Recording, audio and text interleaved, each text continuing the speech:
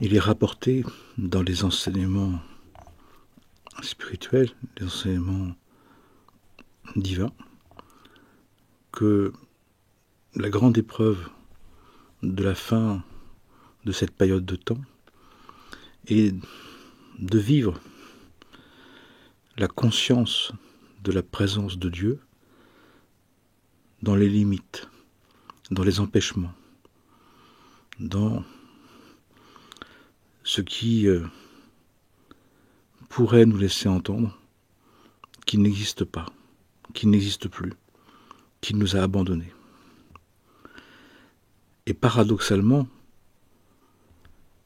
c'est parce que nous sommes des hyper-égaux, des super-narcissiques, que nous avons la capacité, la possibilité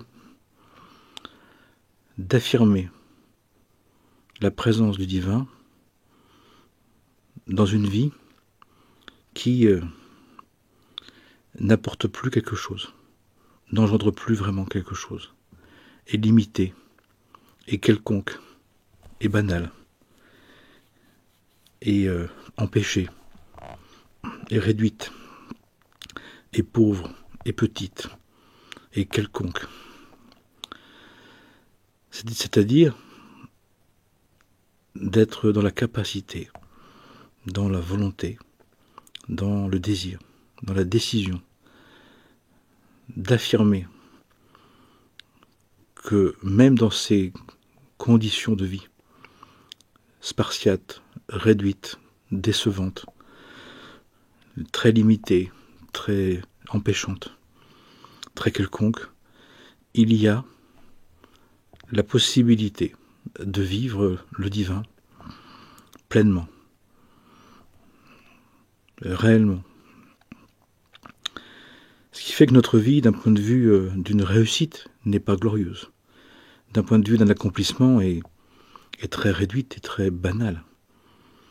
Mais d'un point de vue de la confiance en Dieu, de l'affirmation de sa présence, de la conscience de sa providence, alors même que les choses ne changent pas, alors même que les choses ne se transforment pas. Et l'épreuve qui doit nous conduire au nouveau temps, cette capacité à affirmer la présence du divin, quelles que soient les apparences, quelles que soient les situations, sans référentiel personnel qui le confirme, sans une sensation, un sentiment, sans réelle confirmation, sans certitude possible, sans démonstration possible, sans pouvoir prouver les choses, mais par ce qu'on appelle principalement de base un acte de foi, à partir d'une certitude en nous, de quelque chose d'inébranlable, quelque chose qui ne dépend pas des événements. Il y a en nous une vie, une existence, un être qui ne fait pas dépendre des événements sa conscience de la présence divine, qui ne fait pas dépendre son alliance avec Dieu des circonstances. Et c'est là où il y a toute notre force, où il y a une incorruptibilité, une intensité, une certitude incroyable. Le fait que, quelles que soient les circonstances, nous sommes capables d'une fidélité, d'une fiabilité, d'une confiance, d'une certitude en l'existence du divin, en sa présence qui nous est impalpable, invisible, inconnaissable, incertaine, de rester fidèle, de rester sûr, certain, fiable. On nous dit c'est la grande épreuve de cette fin des temps. Pas de confirmation, pas de prophète, pas d'éveillé, pas de personne qui est capable vraiment de nous montrer. Et même si on trouve encore quelqu'un ou quelqu'une qui le fait, on n'arrive pas vraiment à y croire. Parce que ça passe par une décision personnelle d'affirmer dans sa vie, dans son existence, dans son expérience, d'affirmer la présence du divin comme étant son fondement, sa source, la source de son existence, comme étant présente, évidente, providentielle. Et d'incarner cette confiance, de montrer, de démontrer par l'incarnation réelle, par sa propre existence, d'une confiance en Dieu, quels que soient les événements, quel que soit ce qui se passe. Pas seulement dans ce qu'on a voulu, pas seulement dans ce qui se passe bien, pas seulement dans nos belles réalisations, nos beaux accomplissements. Mais l'épreuve de cette fin des temps, nous dit-on, dans les enseignements, c'est d'être capable d'affirmer autant qu'avant, autant que dans des temps glorieux, que dans des temps de réalisation, d'accomplissement, qui sont démonstratifs, que la présence de Dieu nous anime tout autant. Ça veut dire d'affirmer ma confiance en Dieu alors que je suis malade, de confirmer ma foi en Dieu alors que je suis perdant, de rester dans la fiabilité et la fidélité à Dieu alors que ma vie ne fait pas du tout ce que j'avais envie. Pire encore, que la vie ne fait plus du tout ce que je réalisais, que je réussissais à faire. Et c'est visible, et c'est tangible. Et malgré le fait que maintenant on perde, maintenant ça se déface, et qu'en plus ça se cumule, les échecs, les désillusions, les inaccomplis, les déceptions, les catastrophes, on garde une confiance, on exprime une confiance. On exprime une confiance en Dieu qui nous dit « Je ne suis pas dépendant des fruits que j'ai produits. Je ne suis pas dépendant des réussites. Je ne suis pas dépendant de ce que j'ai accompli. Ça, c'est passager. Ça, c'est temporaire. Ça, c'est éphémère. Mais aujourd'hui, j'ai, demain, je perds. Mais aujourd'hui, Dieu est mon Dieu. Demain, je perds, Dieu est mon Dieu. Plus encore. Pire encore. J'avais réussi, maintenant je perds. Mais maintenant que je perds la santé. Je perds les relations. Je perds mon statut social. Je perds ma vie. Et pour autant, je garde confiance. Encore une fois, la grande épreuve actuelle, nous dit-on, dans les enseignements, c'est de garder une pleine confiance, quoi qu'il se passe. De toute façon, on est de passage. De toute façon, notre vie peut s'arrêter d'un instant à l'autre. De toute façon, on n'emporte rien. Mais de le vivre consciemment, réellement, vraiment, comme l'expression, l'incarnation, la mise en évidence de la bonne manière, de la juste manière, de la vraie manière, de garder fidélité et fiabilité par rapport au divin. Quand tout va bien, quand on fait ce qu'on veut, quand la vie, en apparence, réussit, et qu'on plaît aux gens, qu'on attire les personnes. C'est facile de croire en Dieu. C'est facile. Même au point de s'en passer, même de s'en moquer. Mais quand ça va pas, comme on veut, quand ça va plus, comme on voulait, quand il y a déception, désillusion, mal-être, malheur, maladie,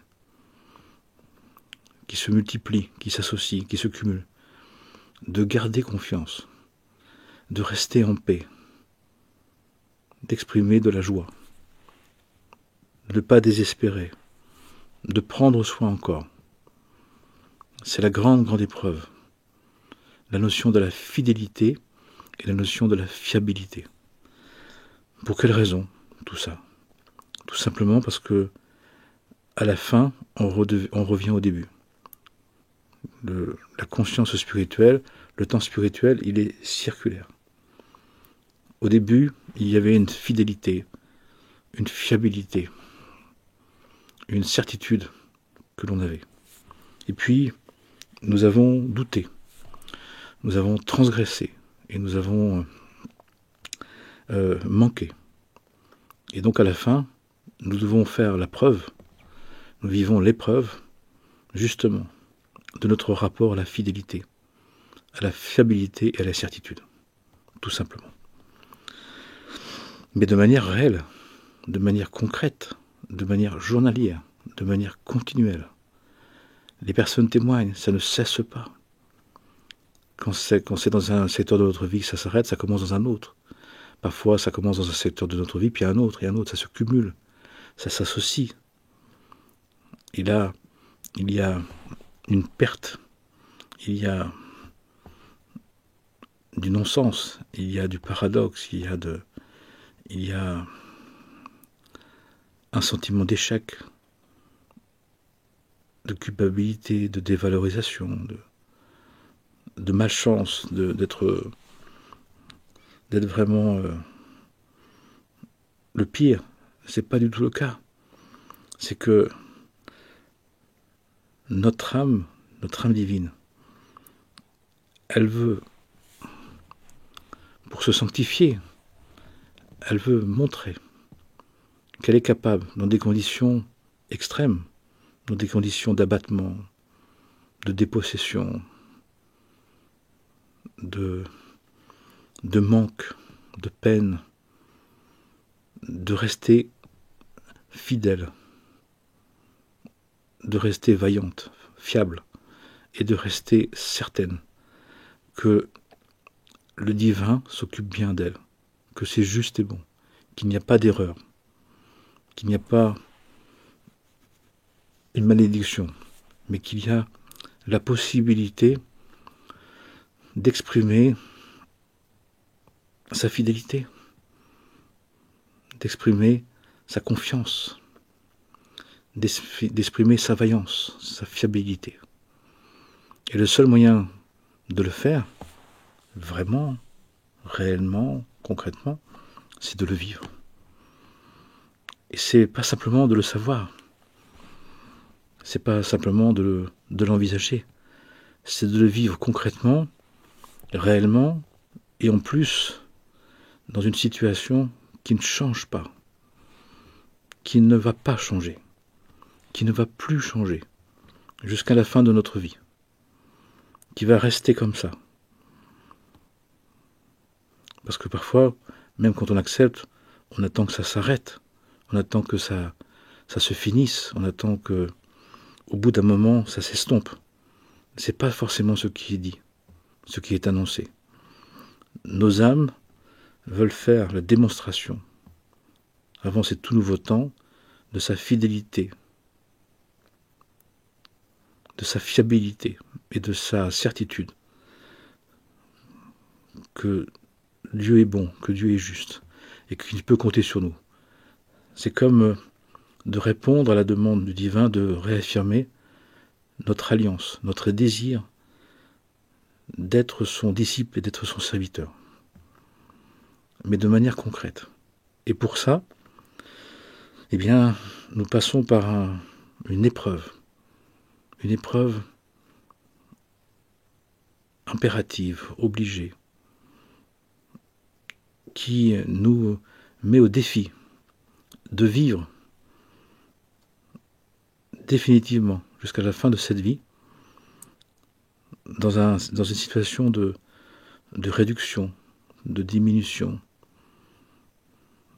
dans une situation de désillusion très importante. Les personnes en témoignent.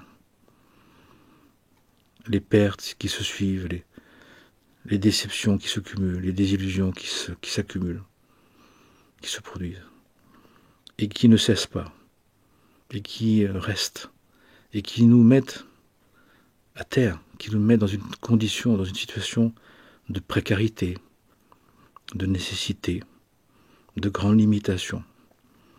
Bien sûr, que d'un point de vue humain, d'un point de vue de la personnalité, c'est un drame. C'est très douloureux, c'est très violent, insupportable, incompréhensible, inacceptable. Mais, comme disait quelqu'un, c'est comme accepter l'inacceptable. C'est de savoir que derrière toute injustice apparente, il y a une justice absolue, choisie, voulue, désirée par notre âme divine, de se confronter à une épreuve définitive, implacable, inévitable, pas évitable, qui nous demande de trouver notre royauté, de retrouver l'image, l'icône vivante de notre divinité, de notre sainteté, dans des conditions qui ne sont pas du tout glorieuses, qui ne sont pas du tout sympathiques, qui n'attirent pas, qui ne peuvent pas laisser croire un instant que c'est par notre propre force que nous réussissons. Mais c'est non pas moi, mais le Christ en moi. Non pas moi, mais par l'Esprit de Dieu en moi. Et pour ça, il s'agit de le vivre. On peut l'exprimer, on peut le prouver que par le fait de l'incarner. Le fait de le vivre, d'abord en le subissant. D'abord en comprenant que il y a un rendez-vous qui a été pris par notre âme divine, bien évidemment dans l'ignorance la plus complète, la plus totale de notre personnalité, qui un jour est au courant quand elle perd, quand elle est abattue, quand elle est à plat, quand elle est défaite. Et même là, s'expriment toutes les résistances en nous, tous les refus en nous, tous les manques de foi, tous les racontages, tous les illusions, tous les tralala, tous les imaginaires, où on croyait que on avait fait des grandes réalisations, qu'on avait fait des grands accomplissements, qu'on était parvenu à un très grand niveau d'éveil. Mais là, dans cette épreuve qui nous sert, qui nous enserre, qui nous met à terre, qui nous prive de liberté, qui nous prive de possibilités, qui nous limite, qui nous empêche, qui nous retient, qui nous donne une vie banale, une vie quelconque, une vie qui n'intéresse plus les autres, qui n'apporte plus rien aux autres, mais qui est vécue comme une perte, comme quelque chose d'insupportable, d'inutile, qui n'a pas de valeur. D'arriver dans cette vie qui pour la personnalité n'a plus de valeur, de trouver justement la valeur divine, l'ajout divin, cette capacité à vivre dans la conscience de Dieu, dans la conscience de sa présence, dans une vie qui ne le représente pas, selon nos critères humains, selon les critères de la personnalité. Par exemple, il y a des personnes pour qui d'être spirituel, c'est forcément d'être en bonne santé, c'est de réussir, c'est de s'accomplir, c'est même de faire des miracles, d'avoir des sublimes inspirations, d'être dans un état d'être de paix absolue, de gloire absolue. Plus rien ne nous touche, plus rien, tout se passe bien, tout se déroule. On marche sur les eaux, on n'est touché par rien. On passe à travers les gouttes, on n'est pas touché par les balles. Oui, ça s'appelle d'être un Marvel, un super-héros. Mais quand on lit la vie des saints hommes et saintes femmes, c'est pas ça qui s'est passé. Et quand il y avait une grâce, quand il y avait une guérison, c'était surtout pas eux, non pas moi, mais le Christ en moi. Ils se considéraient comme le dernier des derniers. Ils ne voulaient surtout pas croire un seul instant que c'était eux qui le fassent. Ils le refusaient catégoriquement. Et eux, ils voulaient rester là où les autres ne veulent pas aller, là où les autres refusent d'aller, là où personne ne veut aller. Eux, ils y sont. Et là, c'est en train de se généraliser. Nos âmes divines ont des grands projets. Nous pensons parfois que notre ego est celui qui a le plus grand projet, qui est celui qui veut la plus grande réussite possible. C'est faux. Le plus prétentieux, le plus envieux, celui qui veut s'accomplir le plus, c'est notre âme divine. C'est elle qui veut s'accomplir le plus. Elle veut réaliser l'impossible selon notre personnalité. C'est d'arriver à vivre une vie en Dieu, par Dieu, avec Dieu, dans des circonstances qui ne le représentent pas du tout, qui n'intéressent pas ceux du monde, qui n'intéressent pas ceux qui en nous ont de les autres, et le pouvoir, le savoir, l'avoir, la possession, la jouissance, la puissance. Aucune gloriole là-dedans, aucun ego là-dedans, aucune gloire personnelle, aucune vaine gloire, rien. De l'humilité, de la modestie, du contentement, de la vie simple. Mais de la vie simple, mais surtout de la vie essentielle. De l'humilité, mais pas de l'humiliation. Plus de l'humiliation. De la modestie, parce qu'il faut une grandeur d'âme pour vivre une vie d'empêchement, d'obligation, de nécessité, qui est quotidienne, qui ne s'arrête pas. Comme vivre avec à peine de moyens, à peine de respiration, à peine de vie, à peine de force, mais de vivre quand même. C'est pas évident ça. C'est pas très intéressant. Mais quand on lit les textes sacrés, on voit que à un moment donné, ce chemin de réalisation, ce temps de réalisation où maintenant il s'agit de vivre, de réaliser, de témoigner concrètement en incarnant le divin dans une vie qui n'a aucune valeur selon le critère du monde. De vivre royalement une vie qui est selon le monde d'une banalité, d'une petitesse, d'un vide, d'un inintérêt incroyable. Eh bien, c'est tout le travail spirituel que les enseignements nous laissent entendre dans cette fin des temps. Pour s'accrocher exclusivement, pour vivre essentiellement, pour affirmer éternellement que seule la présence de Dieu est notre véritable accomplissement, notre véritable inspiration, notre authentique source de vie, rien d'autre. Mais pas qu'un peu, pas que de temps en temps, pas que à des moments qu'on choisit, des moments qu'on voulait, mais dans les circonstances du quotidien, dans les relations du monde, dans notre vie, la vraie vie, la réelle. Là où nous sommes, tel que nous sommes, tel que le miroir nous renvoie ce que nous sommes, tel que les autres voient de nous, avec le temps, avec l'âge, avec la fatigue, avec les empêchements, avec les limitations, avec les douleurs, avec les souffrances, avec les peines. Il est dit dans les enseignements, peu y viendront, peu seront vraiment intéressés. Peu seront vraiment intéressés pour le vivre, alors même qu'on est en train de le vivre de plus en plus. Des personnes du jour au lendemain perdent tout. Tout est bouleversé. Tout est remis en cause.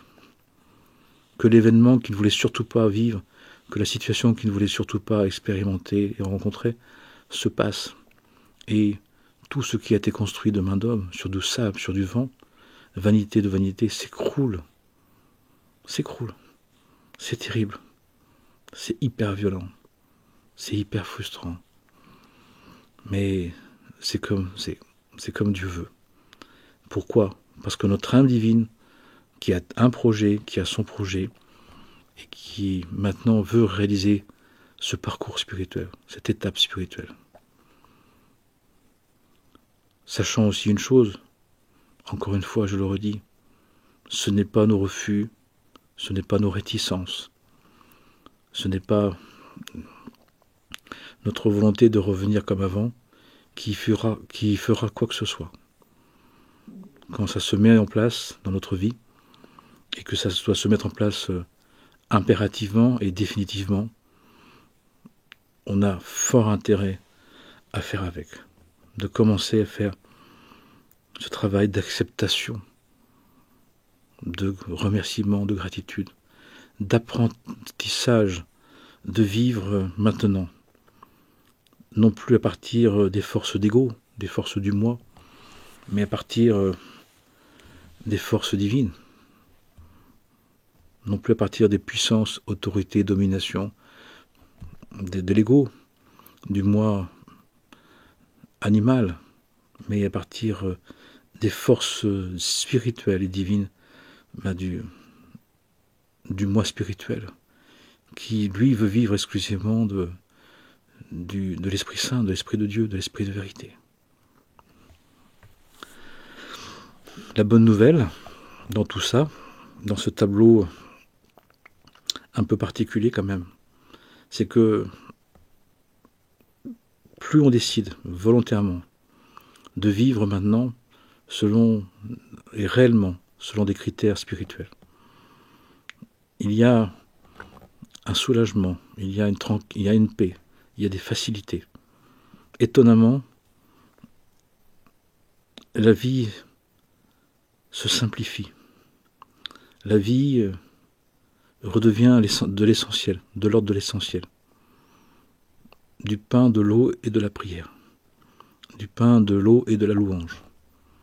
Du pain, de l'eau et de la fraternité. Du pain, de l'eau et de l'amour de Dieu. Du pain, de l'eau et de l'amour du prochain. Des choses qu'on était au départ. Donc ce qui fait que finalement, à la fin, ce qui nous quitte, ce qui doit s'arrêter, ce qui doit se terminer, c'est tout ce qui avait remplacé l'essentiel. La surface. Le banal, le quelconque. Ce qui n'était pas essentiel, le superficiel. Et ça veut dire c'est ça qui s'arrête. La vie du superficiel, la vie de l'apparence, la vie de la gloriole, la vie pour rien, la vie pour du vent, comme dit le roi Salomon. Vanité, vanité, tout est vanité. C'est du vent. Tout ça c'est du vent. Tout ça c'est quelque chose qui ne servait à rien, qui venait remplacer soi-disant, mais qui ne remplaçait pas. Ce qui fait que ce qui nous quitte, à vrai dire, c'est donc le superficiel, l'illusoire, le futile, le trompeur, le vide, ce qui n'était finalement pas authentique, pas réel, fictif, Bien évidemment, notre difficulté, c'est que nous nous sommes habitués à un standard de vie, à une idée de nous-mêmes, à une consommation, à une image de nous-mêmes. Mais cette image, elle est tronquée. Cette consommation est illusoire. Cette manière de vivre qu'on avait était futile, était frivole. Et ce qui nous quitte, à vrai dire, c'est tout ça. C'est ce qui, finalement, ne tenait pas. Ce qui était léger, ce qui était insignifiant. Et là, ce qui est très intéressant, c'est qu'on voit à quel point on s'était nourri de frivolité, de futilité, d'insignifiance. Et à quel point on s'était identifié. Et à quel point, finalement, on avait basé notre valeur sur du creux, sur du vil, sur du stérile, sur du léger, sur du superflu. La leçon est rude. La leçon est très très rude. La leçon est très très rude. Parce qu'au moment où on perd tout ça, ces faux semblants, on retrouve le réel. On retrouve ce qui nous reste vraiment. On retrouve la quête véritable, les questionnements essentiels, les questionnements ontologiques de l'être, la question du sens profond à la vie, de la conscience, la question de la conscience de l'existence, la question de l'amour du prochain, l'amour de soi, l'amour de la vie, l'amour de Dieu, l'amour de la création, l'amour de l'humanité. Mais pas simplement dans un stage préféré, dans un bon moment, au bord d'une belle nature, en bonne santé, mais dans un moment du quotidien banal, régulier, répétitif. Mais c'est là où c'est le, dit-on dans les enseignements spirituels, le très haut lieu d'initiation de la fin des temps. Le très haut lieu d'initiation. Et quand on parle de très haut lieu d'initiation, ou une initiation de très haut degré, eh bien l'épreuve, elle est dans le banal, dans le réel, dans l'incarnable, dans ce qui est comme cela est. Le dévoilement, la désillusion est très très très forte. Les personnes en témoignent, mais elle est nécessaire. Il nous faut savoir que quand ça se passe, c'est que nous sommes prêts. Il n'y a pas une épreuve qui s'annonce dont on n'aurait pas la capacité de vivre. Mais le coût est terrible. Le coût se paye en désillusion. Et tant qu'on tient ces désillusions, il y a souffrance. Il y a dépression. Il y a amertume. Il y a mélancolie. Il y a grand mal-être. Il y a avec des réactions physiques, avec des mal-être, avec des maladies, avec des troubles. Parce que finalement, on ne s'est pas rendu compte à quel point, d'âge en âge, on s'est nourri de faux semblants, de frivolité, de négligeage, de stérile, de puéril, d'insignifiant, de superficiel. Et que maintenant, quand on va à l'essentiel, de manière radicale, de manière impérative, de manière obligée, la dépossession est quelque chose de costaud, quoi. Parce que c'est pas un peu, c'est radical, c'est entier. Il y a comme une privation, une frustration, un dépouillement, je cherchais le mot, un dépouillement de l'être. Et ce dépouillement, il est nécessaire.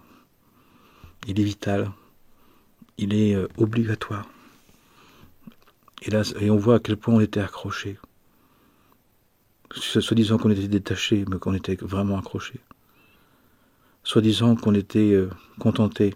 Et finalement, on avait notre niveau de vie, on avait notre habitude de consommation. Et là, on arrive à une telle simplicité, une telle limite, que maintenant, on doit retrouver une nouvelle image de soi, une nouvelle considération de soi, celle qu'on a toujours eue, celle qui ne nous a jamais quittés, celle qui se base sur la conscience que pour le divin, dans le regard de Dieu, nous sommes des êtres inestimables. Nous sommes des pierres précieuses, même brutes, même pas encore assez taillées. Mais cette pierre brute, maintenant, elle veut se dépouiller de tout ce qui l'enfermait, tout ce qui s'était mis dessus, celle qui l'empêchait de briller, l'empêchait de rayonner la conscience de son être, la conscience de l'être divin qu'elle est véritablement. Donc bien évidemment, comme d'habitude, d'un point de vue spirituel, c'est une chose extraordinaire. D'un point de vue personnel, c'est un dépouillement. On pourrait certains parler presque d'une spoliation. On a l'impression qu'on nous prive, qu'on nous supprime, qu'il y a une dépossession de soi, mais dans une image de soi qu'on a tellement créée, tellement formulée, mais tellement subjective, que l'image de soi qu'on a de manière objective par ce qui se passe nous apparaît comme quelque chose d'incongru, quelque chose d'inacceptable, d'insupportable, de tellement dépossédant, de tellement violent, quoi. Parce que finalement, sans bien nous en rendre compte, on a été, comment on pourrait dire ça, on a été évincé, le sentiment d'être évincé, d'être privé, d'être spolié, et avec les réactions de frustration, de colère, des réactions de refus, des réactions de déni, bien légitimes, mais inévitables, mais qui ne serviront à rien, qui ne changeront pas les choses. Jusqu'au moment où il y aura tout un travail d'acceptation nécessaire, ne serait-ce que pour survivre, ne serait-ce que par la peur de mourir, par la peur de souffrir, par le fait d'arriver à tenir, d'arriver à ne pas trop s'affliger. Grand travail spirituel, énorme travail spirituel. Initiation d'un degré de dépossession, de dépouillement incroyable, qui se généralise, on le voit, et qui est le passage obligatoire, de se défaire de toutes ces fausses images de soi.